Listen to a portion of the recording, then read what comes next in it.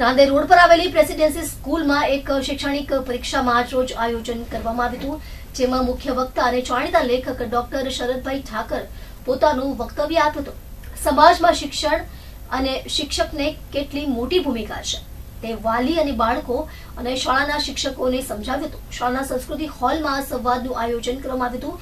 એમાં મોટી સંખ્યામાં શાળાના વાલીઓ, બાળકો અને અન્ય શાળાના સંચાલક મિત્રો હાજર રહ્યા હતા. ઇતિહાસની જ વાત નીકળી છે તો ઇતિહાસમાં એવું રજનીશની વાત કરીએ તો એને એવું કહ્યું કે ભાઈ જે જીતેનો ઇતિહાસ થાય, સાચી વાત છે. એ ચમચા હોય મતલબ એના ગુણગાન ગાતા હોય, આ ઇતિહાસનું મહત્વ. અને એક ઇતિહાસ એવો છે જે દૂર રાખ્યો છે સમાજથી, એને કઈ રીતે મૂલવા છે. ઓશોની વાત બહુ સાચી છે ને અનેક લોકોએ દોહરાવેલી છે કે ઇતિહાસ હંમેશા વિજેતાઓનો જ લખાતો હોય છે, પરાજિતોનો ઇતિહાસ ક્યારે લખાતો નથી. એનું કારણ છે કે પરાજિત માણસ તો નિરાશામાં સરી પડે છે. એને હાઇલાઇટ કરવામાં આજે કૌરવો અને પાંડવોનું યુદ્ધ થયું તો ઘણા, હું નથી માનતો કારણ કે ધર્મ પાંડવોના પક્ષે જ હતો અને અધર્મ કૌરવોના પક્ષે હતો. ભરી સભામાં એક સ્ત્રીને, રજસ્વલા નારીને જ્યારે ચીરહરણનો ભોગ બનાવવામાં આવે તો એ અધર્મ છે અને એની સજા કૌરવોને થવી જોઈએ. મહાભારત એ આપણને શીખવે છે. પણ સામે પક્ષે કેટલાક મારા મિત્રો પૂછે છે કે સાહેબ, દુર્યોધન જ્યારે પેલા મય દાનવે રચેલા મહેલમાં જલ અને સ્થળમાં જ્યારે થાપ ખાઈ ગયો અને પડી ગયો ત્યારે દ્રૌપદીએ અટ્ટહાસ્ય કરીને કીધું કે અંધના તો અંધ જ હોય ને. આ કોનો વાંક હતો? આ દુર્યોધનનો વાંક હતો કે દ્રૌપદીનો વાંક હતો? એટલે દ્રૌપદીના પક્ષે પણ ધર્મ હતો એવું ન કહી શકાય, પણ કારણ કે પાંડવો જીત્યા માટે ઇતિહાસ એમનો લખાયો. જો પાંડવો હાર્યા હોત તો દુર્યોધન જસ્ટિફાય થયો હોત. કર્ણનો અન્યાય નથી થયો? થયો જ છે. પણ છતાં ભગવાન શ્રી કૃષ્ણે કર્ણના મૃત્યુને જાયઝ ઠેરવું, યોગ્ય ઠેરવું કે ભાઈ તે અધર્મ કર્યો હતો. અભિમન્યુ ઘેરાયેલો હતો, છેલ્લે મરતા મરતા પાણી માગતો હતો અને તમે બધા હસતા હતા, ત્યારે તારો ધર્મ ક્યાં ગયો હતો? તો સામે પક્ષે કર્ણ પણ પૂછી શકે કે મારા કોઈ પણ વાંક વગર હું જન્મ્યો અને મારી માતાએ મને ત્યજી દીધો, તો મારો વાંક શું હતો? એટલે ધર્મ કે અધર્મ એ સાપેક્ષ છે. જેવી રીતે સત્ય સાપેક્ષ છે. દરેક વસ્તુ, જીતનારનું સત્ય અલગ છે, હારનારનું સત્ય અલગ છે. એટલે એક બાજુ વાંચન ઘટી ગયું આખા સમાજની વાત, અને ટેકનોલોજી યુગ છે, ગૂગલ યુગ છે, બેનું સમન્વય કઈ રીતે રાખવું? મેં આજના કાર્યક્રમમાં એક વાતનો ઉલ્લેખ કર્યો કે મેં 15,000 પુસ્તકો વાંચ્યા છે મારા જીવનમાં.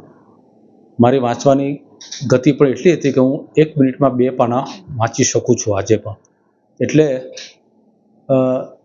700 પાનની નવલકથા એક દિવસમાં વાંચીને પૂરી કરવી એવું મેં અનેક વાર કર્યું છે. આજના વિદ્યાર્થીઓ પાસે સ્માર્ટફોન આવી ગયો છે.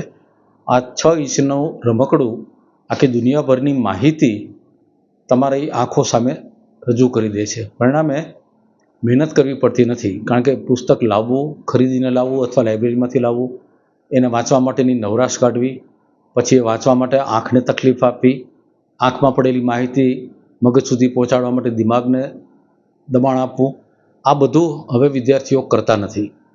કારણ કે પેલું રેડીમેડ જેમ ફાસ્ટ ફૂડ મળે છે બહાર વેચાતું, એ રીતે આ જ્ઞાન, પણ આ માહિતી છે, આ જ્ઞાન નથી. ગૂગલ સર્ચમાં અથવા તો ઇન્ટરનેટ ઉપર મળતી બધી માહિતી એ કેટલી સાચી છે, કેટલી ખોટી છે, કેટલીક ફેક છે, કોઈ ચોક્કસ પાર્ટી દ્વારા અથવા એજન્સી દ્વારા ઠાલવવામાં આવી છે તૈયાર કરીને, એ આપણે જાણતા નથી.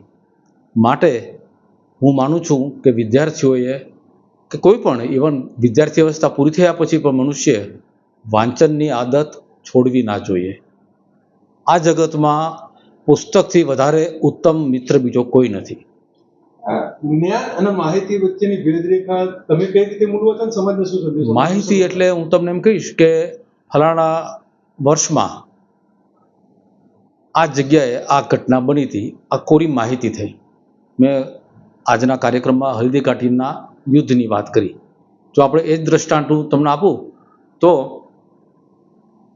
આ સદીમાં, આ વર્ષે, આ દિવસે, મે મહિનાની કોઈ તારીખ હતી ત્યારે મોગલ સૈન્ય અને રાણા પ્રતાપના સૈન્ય વચ્ચે હલ્દી ઘાટીના મેદાનમાં યુદ્ધ થયું. આ માહિતી થઈ. પણ યુદ્ધ શા માટે થયું, એ યુદ્ધનું પરિણામ શું આવ્યું, એ યુદ્ધ પછી ભારતની ભૂગોળમાં અને સંસ્કારમાં શું અસર થઈ, ખાસ કરીને તો સામ સામે લડનારા બે રાજાઓમાં કોઈ સેનાપતિ મોગલ નહોતો, બંને ક્ષત્રિયો હતા, રાજપૂતો હતા. રાજા માનસિંહ અને સામે રાણા પ્રતાપ જ્યારે લડતા હોય, મહારાણા પ્રતાપ, તો એવું શું બન્યું, શાના કારણે ભારતમાં ભાગલા પીડા? આ છે ને એક જ્ઞાન છે, બિટવીન ધ લાઇન્સ જે ભણાવવામાં નથી આવતું ને, એ બે લાઇન વચ્ચેની જે વસ્તુ છે ને એ જ્ઞાન છે, અને એ જ્ઞાન બહુ